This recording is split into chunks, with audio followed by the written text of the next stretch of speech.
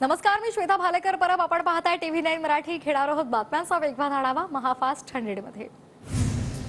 काही धाडसी निर्णय घ्यावे लागतात. आपला हेतू योग्य असतो तेव्हा घाबरायचं नसतं. पदाचा वापर नागरिकांना कसा होईल हे पाहिलं पाहिजे. शिंदेंची प्रतिक्रिया. कालचा दिवस गेला. मुंब्र्यातील शाखेच्या वादावर फडणवीसांचं उत्तर. दिवाळीच्या दिवशी फडणवीसांनी मुंब्रा शाखेबद्दल बोलणं टाळलं. उद्धव ठाकरेंनी ही भाषा बंद करावी. ठाकरेंच्या अहंकारी वृत्तीमुळे पक्षाचे तुकडे. आशिष शेलारांचा हल्लाबोल. ठाण्यातील मुंब्रा इथं शिवसेना शाखेचा वाद आता कोर्टात जाणार. कागदपत्र तपासून ठाकरे गट हायकोर्टात जाणार. ठाकरे गटाकडून तयारी सुरू असल्याची माहिती. दिवाळीनंतरही उद्धव ठाकरे मुंब्र्यामध्ये जाऊ शकले असते. प्रत्येक दिवशी राजकारण करणं योग्य नाही. भाजपचे प्रदेशाध्यक्ष चंद्रशेखर बावनकुळे यांचं वक्तव्य. सरकारला सत्ता आणि पैशांची मस्ती. आम्ही ठरवलं असतं तर कालच शाखेचा ताबा घेतला असता. मुंब्र्यातल्या कालच्या घटनेवरून खासदार संजय राऊतांचा शिंदेंवर निशाणा. आजच्या दिवशी कॅरेट फोडलं जातं. राजकीय कॅरेट फोडायला अजून वेळ आहे. काल जे घडलं ते राज्यातील जनतेनं पाहिलं. अनिल परबांची प्रतिक्रिया. ओबीसी नेत्यांनी हट्टीपणा करू नये आणि वातावरण बिघडवू नये. उद्रेक कोण करतंय सरकारला चांगलंच माहीत. ओबीसी नेत्यांच्या सभेवरून मनोज जरांगेंचा इशारा.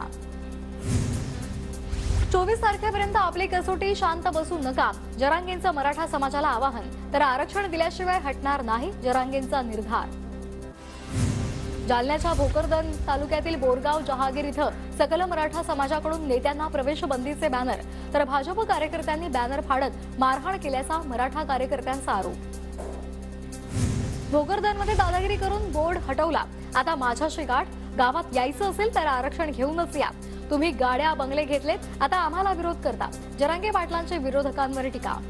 मराठा समाजाच्या आरक्षणाचा लोकशाही प्रणित पद्धतीनं निर्णय होईल. हे सरकार संवेदनशील आहे.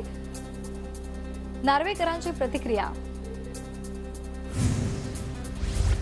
रासपचे आमदार रत्नाकर गुट्टेंना मराठा समाजानं गावातून परत पाठवलं. परभणीच्या गंगाखेडमधल्या पडे गावातली घटना. गाडी समोर येत समाजाची जोरदार घोषणाबाजी. लोकशाहीत अनेकांचे निर्णय बहुमतावर. जनतेला आणि कायद्याला अपेक्षित निर्णय देणार. शिवसेना आमदार अपात्रतेसंदर्भात राहुल नार्वेकरांची प्रतिक्रिया. पवारांचा खोटा दाखला व्हायरल करणं हा बालिशपणा. शरद पवारांचा जातीचा दाखला व्हायरल झाल्यानंतर सुप्रिया सुळेंची प्रतिक्रिया. पवारांचा खोटा जातीचा दाखला आम्ही कशाला व्हायरल करू. पवारांनी त्यांच्या कंपूनच मोदींच्या शिक्षणाचा दाखला मागितला होता. चंद्रशेखर बावनकुळे यांची घणाघाती टीका. शरद पवार 16 तारखेला सोलापूरच्या दौऱ्यावर. दिवाळी निमित्तानं गोविंद बागेत कार्यकर्त्यांची गर्दी. शरद पवार आणि अजित पवारांनी एकत्र राहावं. कार्यकर्त्यांची पवारांना भावनिक साद. समीर वानखेडे यांनी संजय राऊतांची भेट घेतली. भांडूपमध्ये एका कार्यक्रमाच्या निमित्तानं ही भेट झाली. तुमचा आमचा संघर्ष एकच. संजय राऊतांची टिप्पणी. पुण्याच्या दौंडमधील वरवंड गावामध्ये येत्या 16 नोव्हेंबरला जरांगेंची सभा. सभेच्या नियोजनासाठी गावामध्ये बैठकांचं आयोजन. मुंबईतील कथित जम्बो कोविड सेंटर घोटाळा प्रकरणामध्ये आरोपपत्र दाखल. सुजित पाटकरसह 4 साथीदारांवर आरोपपत्र दाखल. पंतप्रधान मोदींकडून जवानांसोबत दिवाळी साजरी. हिमाचल प्रदेशच्या लेप्चामध्ये मोदींनी जवानांना भेट दिली. मुख्यमंत्री एकनाथ शिंदेंनी ठाण्याच्या मामलेदार मिसळचा आस्वाद घेतला. प्रताप सरनाईक, रवींद्र फाटक यांचीही उपस्थिती. इर्शाळवाडी ग्रामस्थांसोबत श्रीकांत शिंदेंनी दिवाळी साजरी केली. श्रीकांत शिंदेंनी चिमुकल्यांसोबत फटाकेही फोडले. दुष्काळ दुर्घटनाग्रस्त कुटुंबियांना 25,000 रुपयांची मदतही दिली. शिर्डीच्या साई मंदिरामध्ये आज लक्ष्मी कुबेर पूजन. मंदिरामध्ये आकर्षक फुलांची सजावट. विधींसाठी 4:30 ते 6:45 वाजताच्या दरम्यान मंदिर साई भक्तांना दर्शनासाठी बंद राहणार. बंगळुरूमध्ये भारतीय क्रिकेट संघानं मोठ्या थाटामाटात दिवाळी साजरी केली. यावेळी सर्व खेळाडूंनी पारंपरिक पेहराव केलेले होते. बारामतीच्या तरडोलीमध्ये दूध दरवाढी विरोधात शेतकऱ्यांची काळी दिवाळी. यंदा दिवाळीमध्ये आकाश कंदील आणि दिवे न लावण्याचा निर्णय घेण्यात आलाय. दिवाळीच्या सुट्टीनिमित्तानं सिंधुदुर्गामध्ये येणाऱ्या पर्यटकांचं स्वागत करून स्वच्छतेविषयी जनजागृती. कणकवलीमधल्या पत्रकार सामाजिक संस्थांचा दिवाळीनिमित्त अभिनव उपक्रम. जळगावमध्ये 5 दिवसांमध्ये सोन्याची 200 कोटींची उलाढाल. यंदाच्या वर्षी सोने खरेदीमध्ये 25 ते 30% वाढ. दिवाळी असल्यामुळे आज तिन्ही मार्गांवरचा लोकलचा मेगा ब्लॉक रद्द करण्याचा निर्णय घेण्यात आला। दिवाळीनिमित्त प्रवाशांची गर्दी लक्षात घेता मध्य रेल्वेने विशेष एक्सप्रेस चालवल्या जाणार आहेत। सीएसएमटी ते धुळे, पनवेल ते हुजूर साहेब नांदेड दरम्यान अतिरिक्त विशेष गाडी चालवण्याचा निर्णय। वाढत्या प्रदूषणामुळे आणि हवेतील बदलामुळे पुण्यातील शेवाळे वाडीतील ग्रामस्थ फटाके फोडणार नाही, गावकऱ्यांनी जिल्ह्यातील प्रमुख अधिकाऱ्यांसमोर शपथ घेतली। मुंबईच्या आझाद मैदानामध्ये पीएचडी विद्यार्थ्यांच्या आंदोलनाचा आजचा 14वा दिवस, विद्यार्थ्यांकडून काळी दिवाळी साजरी। पुणे महानगरपालिकेतील कंत्राटी कर्मचारी बोनस पासून वंचित, 15 दिवस आंदोलन करून सुद्धा 9000 कंत्राटी कर्मचाऱ्यांना दिवाळीचा बोनस नाही। यंदा दिवाळीमध्ये इलेक्ट्रॉनिक वस्तूंच्या मागणीमध्ये वाढ, टीव्ही, मोबाईल, लॅपटॉप खरेदीला ग्राहकांची गर्दी। सावित्रीबाई फुले पुणे विद्यापीठाला 17 नोव्हेंबरपर्यंत सुट्टी जाहीर, सुट्टीच्या कालावधीमध्ये प्रशासकीय कामकाजही बंद राहणार। पुण्याच्या कात्रजमध्ये राजीव गांधी प्राणी संग्रहालयाचं ऑनलाईन तिकीट बुकिंग सुरू, दिवाळीच्या मुहूर्तावर प्राणी संग्रहालय प्रशासनाकडून पर्यटकांसाठी सुविधा सुरू। रत्नागिरीच्या फळपीक विमा परताव्याची रक्कम आंबा बागायतदारांच्या खात्यामध्ये जमा व्हायला सुरुवात झाली। जिल्ह्यातील 32,000 बागायतदारांनी पीक विमा काढला होता।